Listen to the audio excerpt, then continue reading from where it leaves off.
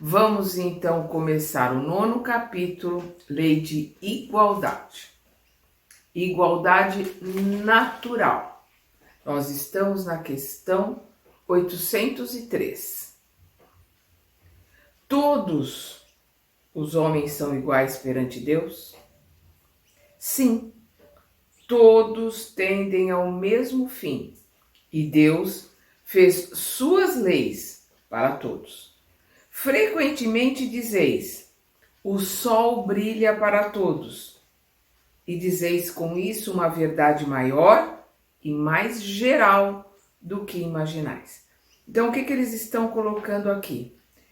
Todos nós somos iguais. Todos tendem ao mesmo fim, que é nos aperfeiçoarmos, chegarmos à angelitude. Deus fez suas leis para todos. As leis de Deus são imutáveis e universais. Vamos dar uma olhada na questão 614, que são as características da lei natural, e vamos lembrar que a lei natural é a lei de Deus. O que deve se entender por lei natural? A lei natural é a lei de Deus, a única verdadeiramente necessária à felicidade do homem. Indica-lhe o que deve ou não deve fazer. E ele só é infeliz porque se afasta dela. Então é o que ele está colocando aqui. Né? Somos todos iguais, igualdade natural, a igualdade pela lei de Deus. Somos todos iguais.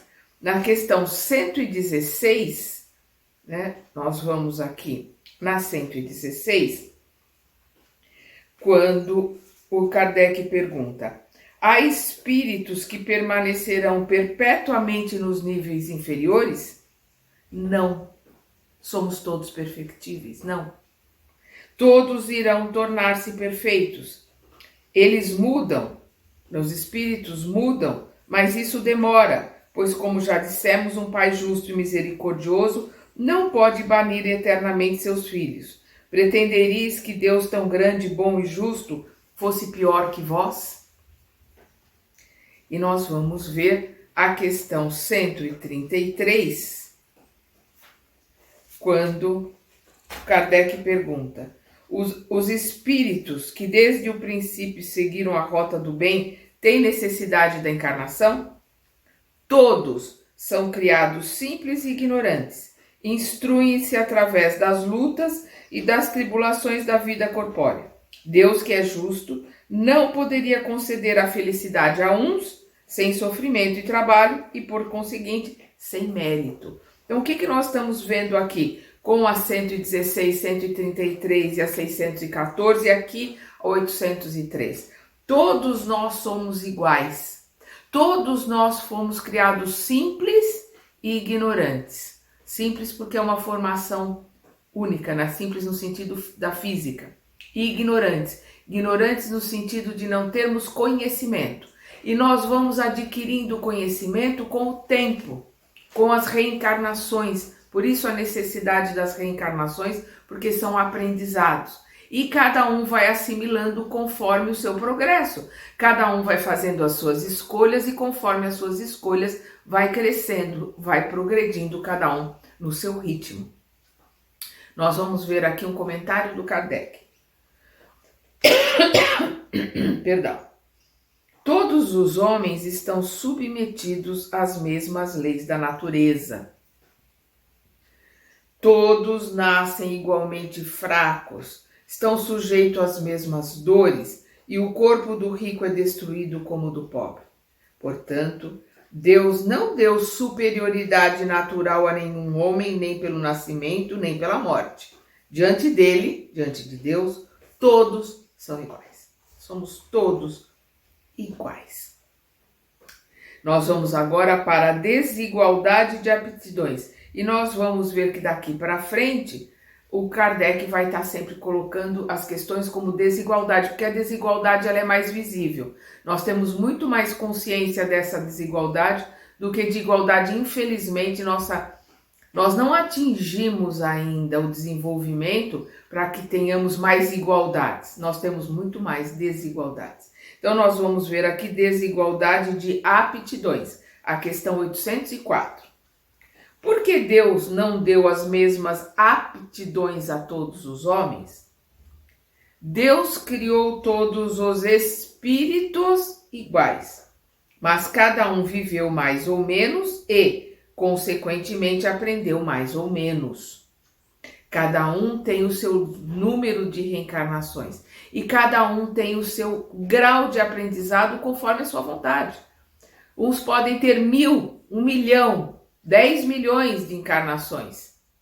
O outro ter o mesmo número de encarnações. E um aprendeu muito mais do que o outro, porque pelas suas escolhas, ele aprendeu mais através das suas escolhas. Ele cresceu mais através das suas escolhas. Ele fez escolhas melhores, então ele ascendeu, ou seja, ele subiu mais degraus conforme as suas escolhas. O outro, por preguiça, por apatia, ficou perdendo tempo, tem 1 bilhão, sei lá, de encarnações e aprendeu menos do que aquele que tem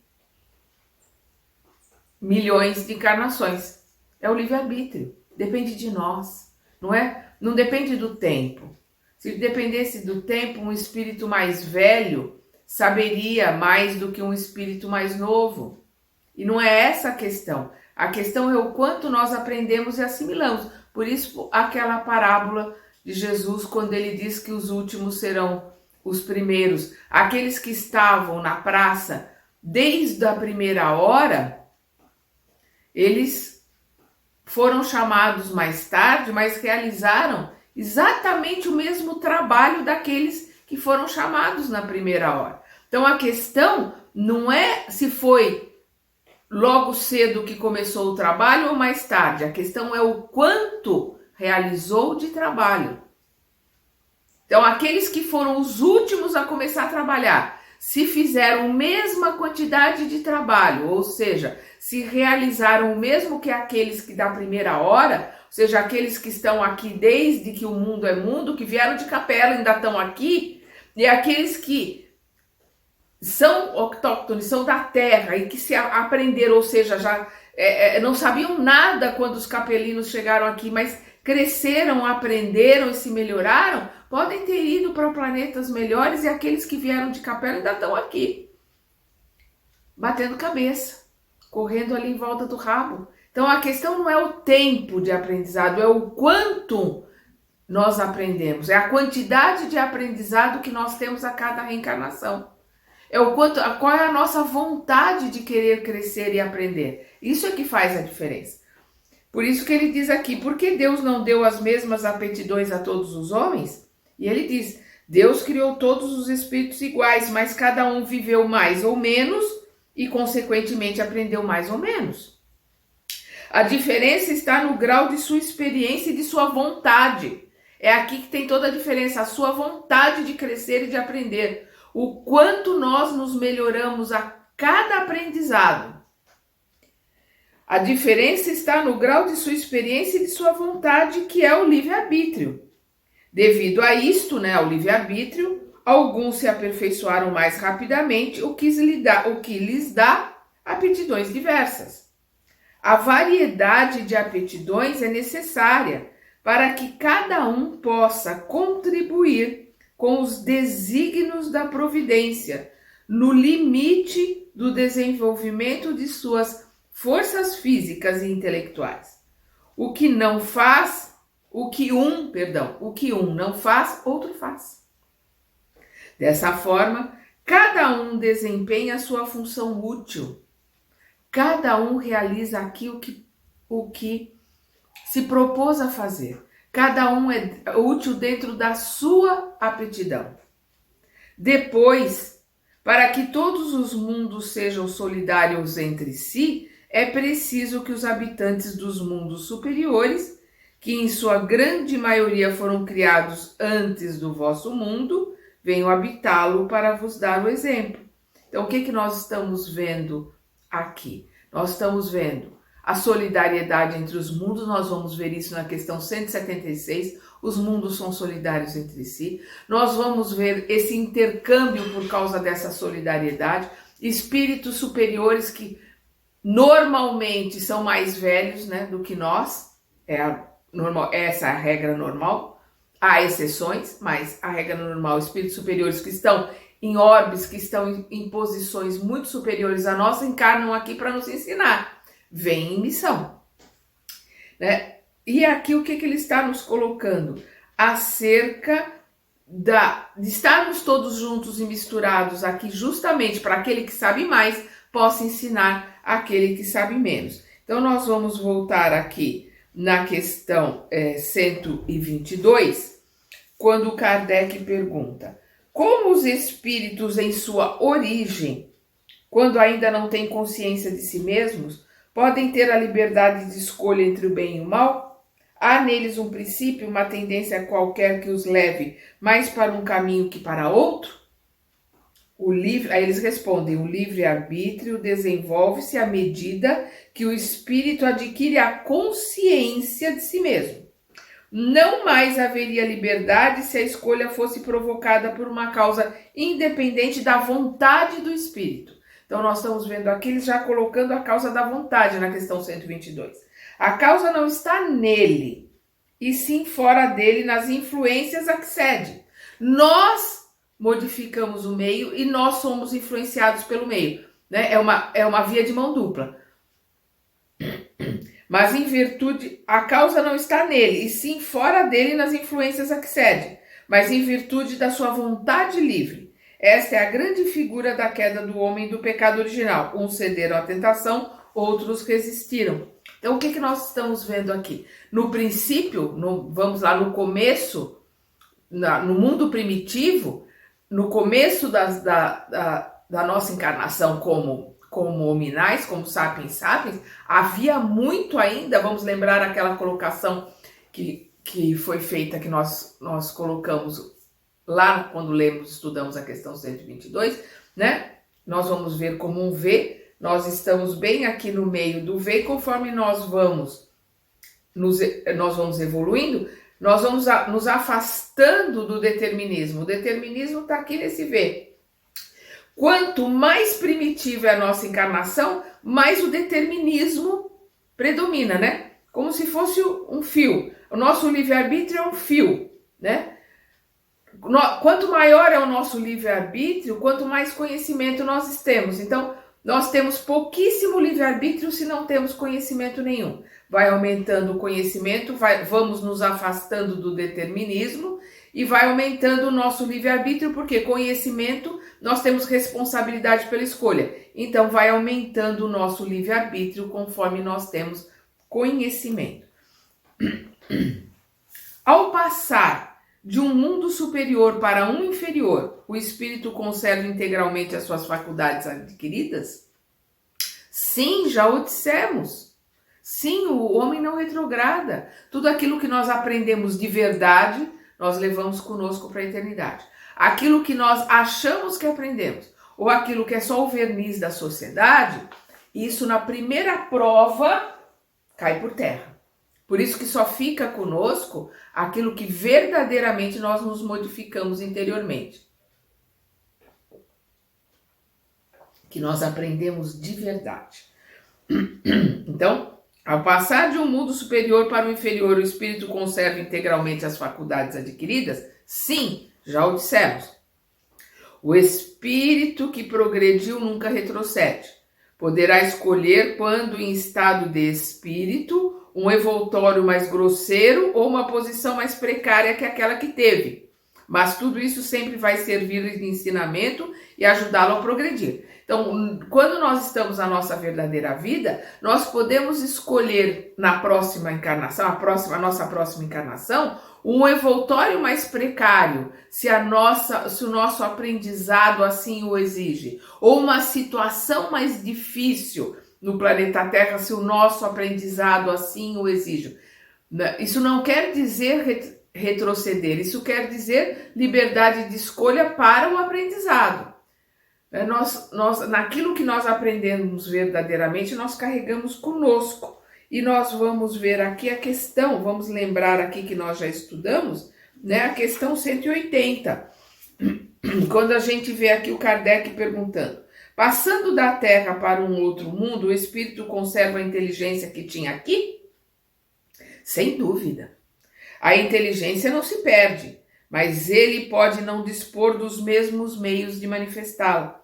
Isso depende de sua superioridade e das condições do corpo que tomará, ou seja, da escolha que ele fizer para o corpo que ele vai tomar nessa próxima encarnação. Ou, no caso de expiação, pelas escolhas erradas de uma encarnação superior à lei de ação e reação, ele não por escolha, mas por expiação vai vir num corpo que tolherá a sua inteligência, que vai tolher a sua capacidade de desenvolver naquela encarnação uma inteligência ou um aprendizado maior, porque o corpo está deficitário. Mas o corpo está deficitário não por castigo, mas pelas leis de Deus, a lei de ação e reação. Vamos ver aqui uma colocação do Kardec. Assim, a diversidade de aptidões dos homens não está relacionada à natureza íntima de sua criação, mas o grau de aperfeiçoamento a que tenham chegado os espíritos encarnados neles. Portanto, Deus não criou faculdades desiguais, mas permitiu que os diferentes graus de desenvolvimento permanecessem em contato para que os mais adiantados pudessem ajudar no progresso dos mais atrasados e também para que os homens, necessitando uns dos outros, compreendessem a lei de caridade que os deve unir. É o que nós estamos falando, Kardec está ratificando aqui. Nós estamos juntos e misturados para que os mais adiantados possam auxiliar aqueles mais atrasados. Né? Então, nós aprendemos, se nós quisermos aprender, nós vamos aprender com todos que cruzam o nosso caminho.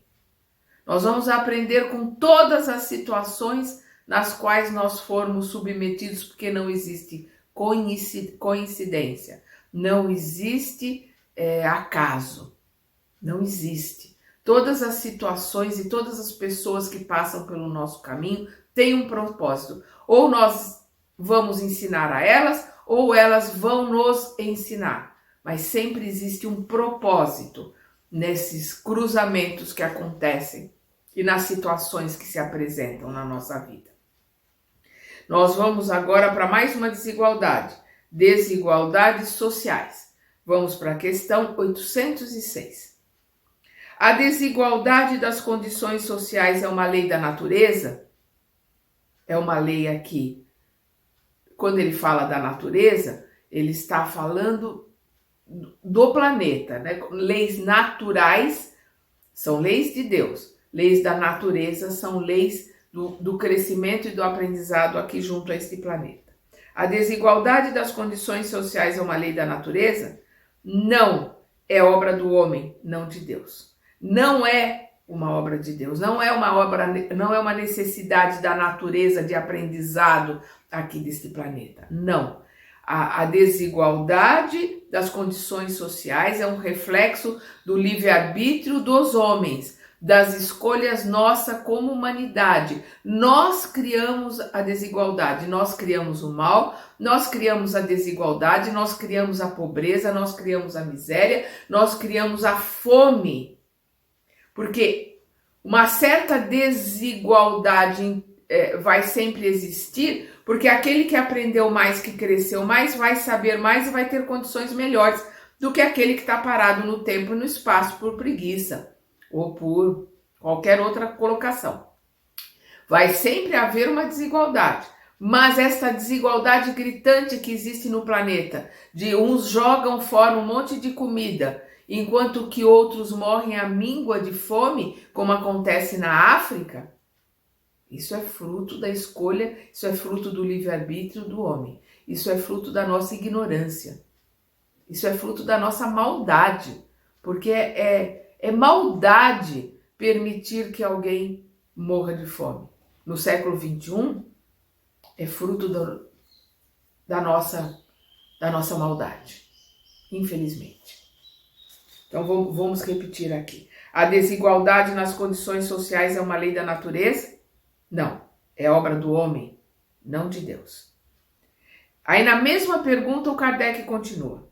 Essa desigualdade desaparecerá algum dia?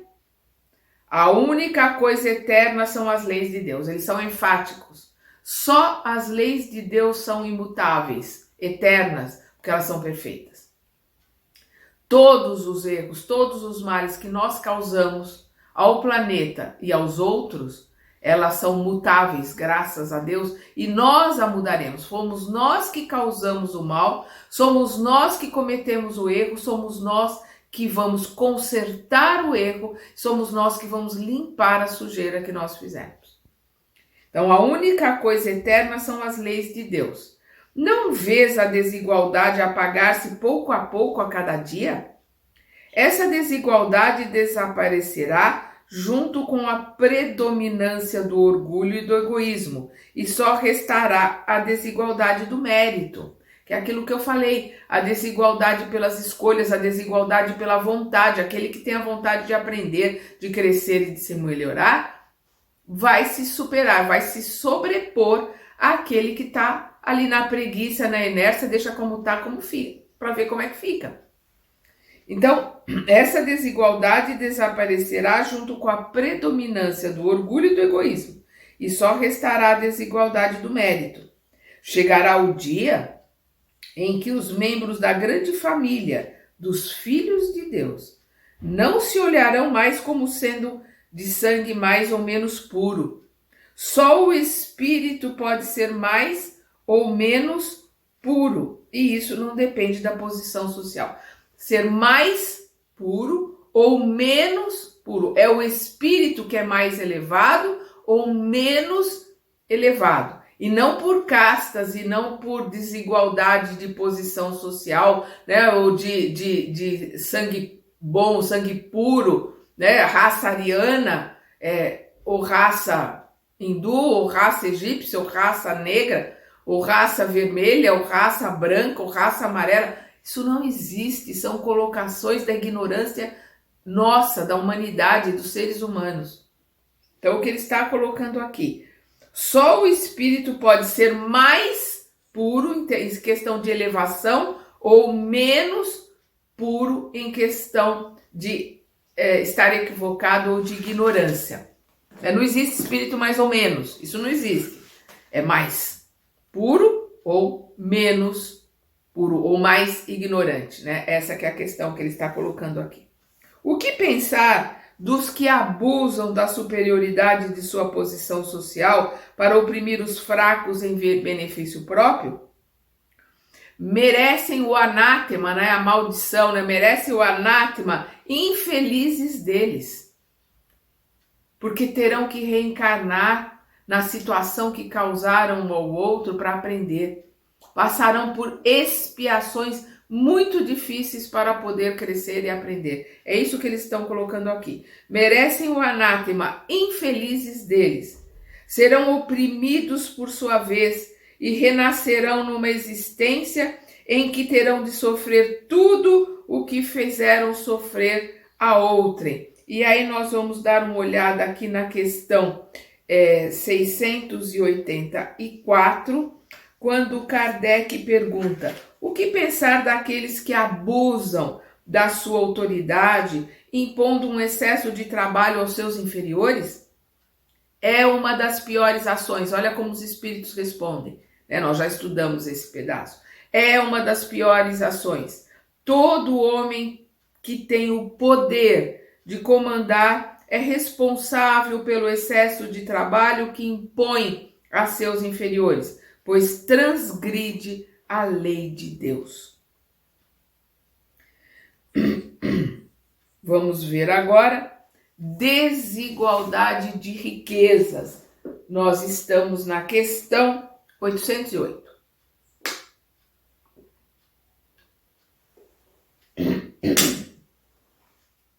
Vamos lá. A desigualdade das riquezas não tem sua origem na desigualdade das faculdades que dá a alguns mais meios de adquirir riquezas do que a outros? Olha que interessante a resposta dele. Sim e não. Sim, porque aqueles que aprenderam mais, que cresceram mais, melhoraram mais, se sobressaem. E não, porque as riquezas podem ser, infelizmente, na maioria das vezes, são adquiridas por abusos, são adquiridas por roubos, né, por enganar o outro.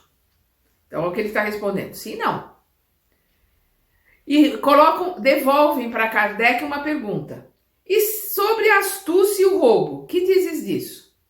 Porque, infelizmente, muitas vezes essas riquezas são adquiridas pela astúcia e pelo roubo.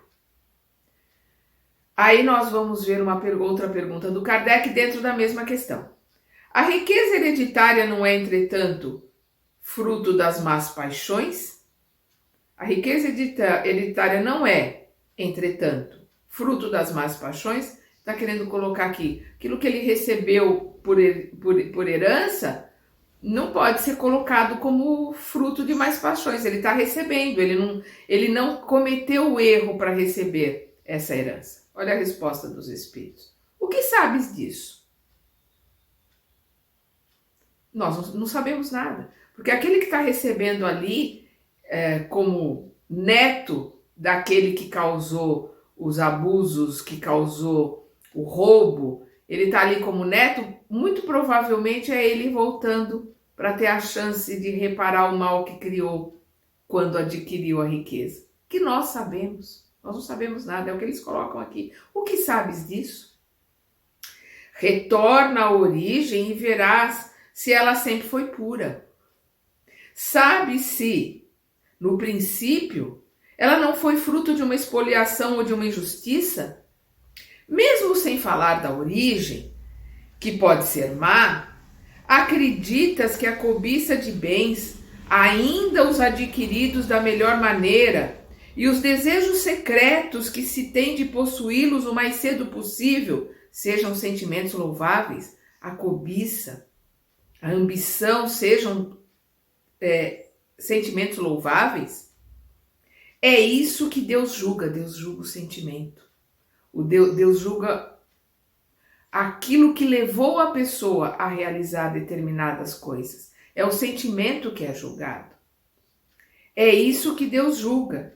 E eu te asseguro que o julgamento de Deus é mais severo que o dos homens. Porque os homens às vezes julgam uma reação. As leis dos homens julgam às vezes uma reação ou julgam uma colocação, mas não tem condições de julgar o que vai no íntimo, que vai ali no sentimento. Mas Deus tem, porque Deus está em cada célula nossa. Em cada fragmento de célula nossa, que são trilhões que tem no nosso corpo físico, no nosso perispírito, ali tem a presença de Deus.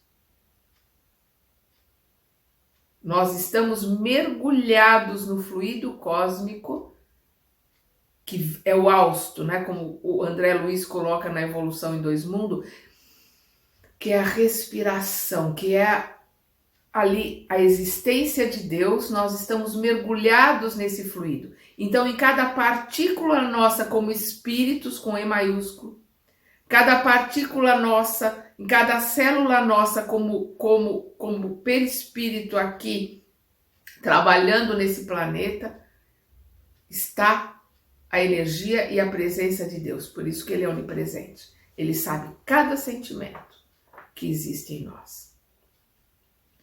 Se uma fortuna foi adquirida no princípio por meios inadequados, aqueles que mais tarde a herdam são responsáveis por isso?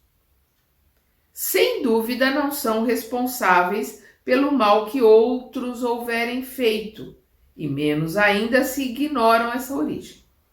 Mas, vamos aqui, saibas que muitas vezes uma fortuna só cai nas mãos de um homem para dar-lhe a oportunidade de reparar uma injustiça, ou como prova para ele, com essa fortuna, reparar injustiças que ele realizou em vidas passadas, ou até como expiação, para que ele ali, naquela prova extremamente difícil da riqueza, ele possa arrumar o mal que causou quando ele mesmo anteriormente, numa vida anterior, conseguiu toda aquela riqueza. Nós vamos ver isso muito claro no livro E a Vida Continua, do André Luiz, psicografado pelo Chico, que nós vamos ver ali uma reencarnação de um filho que vai ser adotado por um casal, e nós vamos ver que o pai adotivo dele, numa vida anterior, o matou, não pela riqueza, mas para ficar com a mulher que ele amava, que era a esposa dele. E aí nós vamos vendo ele reencarnando ali, entrando na família como filho adotivo, e ele vai reaver tudo aquilo que o outro pegou, e vai ter aquela mulher, que foi o motivo do assassinato dele, como mãe, que é o amor da vida dele como mãe adotiva, mas como mãe. E esses acertos, o plano espiritual monta para que haja o ressarcimento do erro cometido. Porque aquele pai mudou muito, se aprimorou como pessoa, passou a usar do dinheiro, multiplicou o dinheiro daquele outro que foi assassinado e promoveu nas suas terras, na sua fazenda, com seus empregados, leis justas, ajudou as pessoas, se transformou numa pessoa melhor. Então, por mérito, ele está ali ainda naquela mesma encarnação, recebendo aquele espírito como filho. E para a gente ver que a adoção, ela não é diferente do filho biológico. Ele não poderia vir como filho biológico desse casal, porque eles estão velhinhos. Até porque ele está vindo com quem vai ser pai dele, foi amigo dele numa outra encarnação. Eles estão muito velhinhos. Então eles recebem como filho adotivo. E é um trecho maravilhoso desse livro. E a vida continua. Vamos continuar aqui. Mas saibas que muitas vezes uma fortuna só cai nas mãos de um homem para dar-lhe a oportunidade de reparar uma injustiça. Feliz dele se compreender isso, se o faz em nome daquele que cometeu a injustiça, pois muitas vezes é este quem incita a reparação. Ele incita a reparação estando num plano espiritual, incitando ali, ou sendo ele o reencarnado ali. Isto contará a favor de ambos. Daquele que está ali porque está recebendo a prova e ele é incitado por aquele que está desencarnado a fazer a reparação, né? Então, ambos ali estão crescendo, ambos ali estão se aprimorando. Sem se afastar da legalidade, é possível dispor-se de seus bens de uma maneira mais ou menos justa. Afirmação do Kardec. Depois da morte, ainda se é responsável pelas disposições que se tomou? Os espíritos respondem: toda ação produz seus frutos. Os frutos das boas ações são doces, os das outras são sempre amargos. Sempre entendei bem isto. Sempre entendei bem isto. Eu vou repetir. Sem se afastar da legalidade, é possível dispor-se de seus bens de uma maneira mais ou menos justa. Depois da morte, ainda se é responsável pelas disposições que se tomou? Toda ação produz seus frutos. Toda ação produz seus frutos. E nós seremos reconhecidos pelos frutos que demos. Os frutos das boas ações são doces. Os das outras, das más ações, são sempre amargos. Sempre amargos. Sempre entendei bem isso.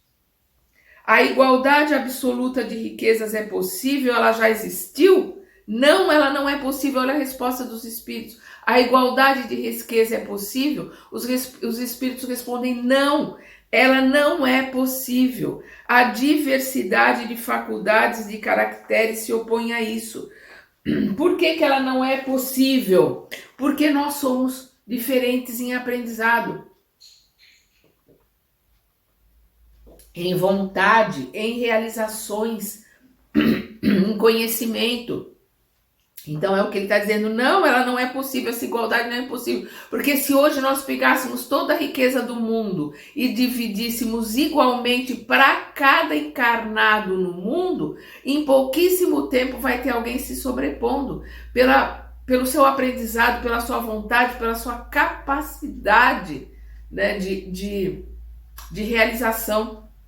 Então é o que ele está dizendo, não, essa igualdade não é possível. A diversidade de faculdades e de caracteres se opõe a isso. Na mesma pergunta, o Kardec continua. No entanto, há homens que acreditam que esse seria o remédio para todos os males da sociedade. O que pensais disso? São sistemáticos ou ambiciosos e invejosos. Aqueles que acham que se distribui tudo igualmente e impedir que um seja melhor do que o outro, porque essas ideias desse tipo de igualdade, elas são totalitárias, né? Elas são por ditadura, elas são pelo emprego da força, e elas não existem mais. Hoje existe um capitalismo terrível, mas os países que se dizem comunistas, eles são capitalistas dentro de uma ditadura. A Rússia é um capitalismo, a China é um capitalismo dentro de uma ditadura de esquerda. A Rússia é um capitalismo também dentro de uma ditadura de esquerda. É um capitalismo, e o capitalismo é selvagem. Ele é comandado pelos nossos irmãozinhos instigantes, né? Ele é comandado pelas forças do mal. Nós temos que remodelar e mudar tudo isso para que possamos entrar na regeneração. Tem muita coisa pela frente aí para ser mudado, para que a gente possa começar a entrar na regeneração. Ele pergunta aqui na mesma pergunta, né? No entanto, há homens que acreditam que esse seria o remédio para todos os males da sociedade. O que pensais disso? Eles respondem, são sistemáticos ou ambiciosos e invejosos. Não compreendem que a igualdade com que sonham seria logo destruída pela força das circunstâncias.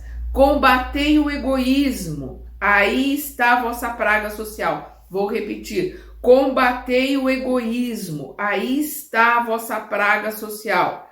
E não procureis quimeras, né? Não procureis bobagens, não procureis pena, né, em ovo, né? Combatei o egoísmo. O egoísmo, o orgulho são as maiores chagas da sociedade. Nós temos que combater o egoísmo em nós. Nós só mudamos a sociedade quando nós nos mudamos. Não tem outro jeito de mudar. Nós precisamos mudar de dentro para fora. Nós precisamos nos modificar, né? Para que possamos modificar o nosso entorno. Por isso que ele coloca aqui, combatei o egoísmo, aí está a vossa praga sociais, e não procureis quimeras, não procureis bobagens, né? Pelo em ovo.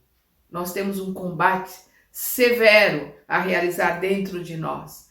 Quando Jesus coloca que ele não veio trazer a paz, mas sim a espada, é exatamente essa espada com a qual nós temos que lutar contra o nosso ego, contra o nosso egoísmo, contra a nossa vaidade, contra o nosso orgulho, contra a nossa prepotência. Essa luta é interior. E mudando dentro, nós vamos conseguir mudar o nosso entorno e, consequentemente, mudarmos a nossa sociedade. Mudando a nossa sociedade, nós estaremos mudando o mundo. Mas o trabalho começa aqui dentro. É um trabalho individual de formiguinha. Cada um tem que fazer o seu. E esta mudança só vai ocorrer no macro quando a maioria da população tiver se modificado. Então nós temos um caminho bem árduo ainda pela frente de transição, desse chacoalhar, né? Desse quebrar de ovos, para que lá na frente um dia a gente tenha um omelete maravilhoso. Mas ainda está longe, porque nós temos um caminho bem grande ainda para percorrer. Vamos então dar uma paradinha por aqui. Nós vamos continuar ainda aqui na questão da desigualdade de riquezas no nosso próximo estudo. Nós paramos aqui na questão 811A. Até o nosso próximo estudo. Até lá.